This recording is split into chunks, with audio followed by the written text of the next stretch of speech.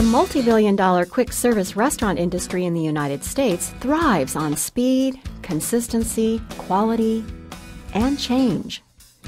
New product introductions keep customers coming back by inviting them to try something new on their next visit.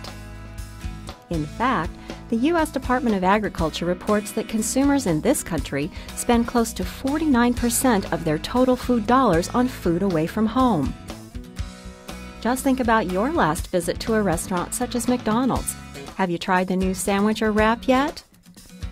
At company headquarters outside Chicago, new menu innovations are created regularly in its test kitchens. The company usually rolls out 2 to 3 new products annually.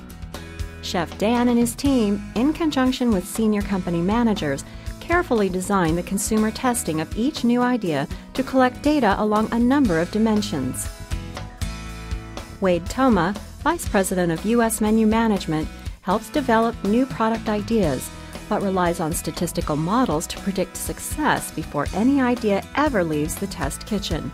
When we identify a particular area that we want to focus development in, our process really starts then by figuring out what are the parameters of that we think will drive success.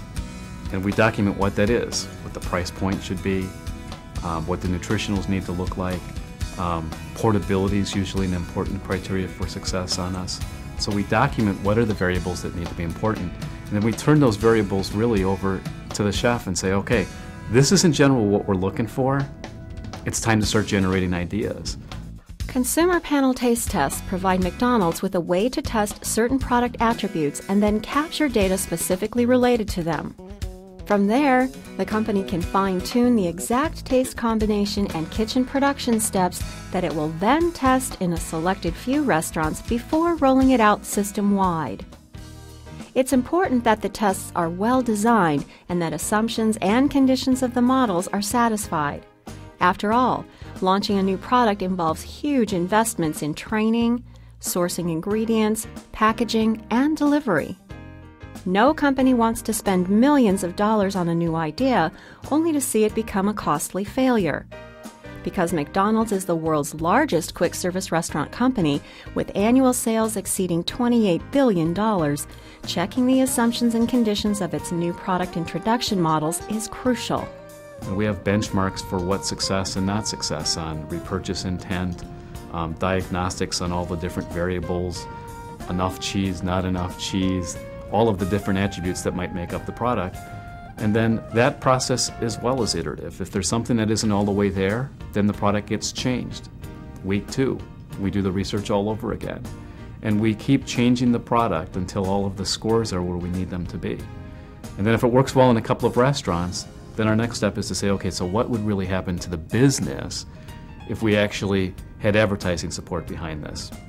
And can we duplicate this in hundreds of restaurants? I think of us on the one hand as a very entrepreneurial company.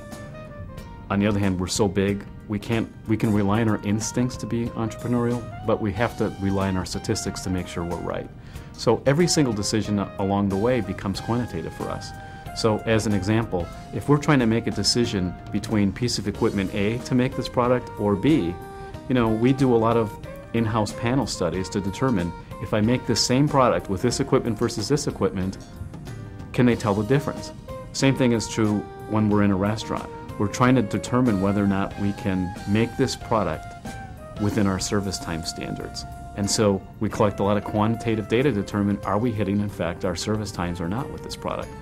There are so many things that have to work for a product to be successful at McDonald's, and making sure that we're delivering our service times is just one of them. And so quantitatively, we got to know, are we there or not? Because you know what? If it's not there, if it's 5 seconds too long on average, we probably won't do it.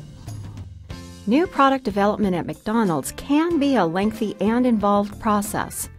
Yet new product introductions are necessary to stay competitive in the quick-service restaurant industry. To help make the right decisions about new product launches, McDonald's uses carefully designed experiments to gauge customer reaction to new creations and different product attributes.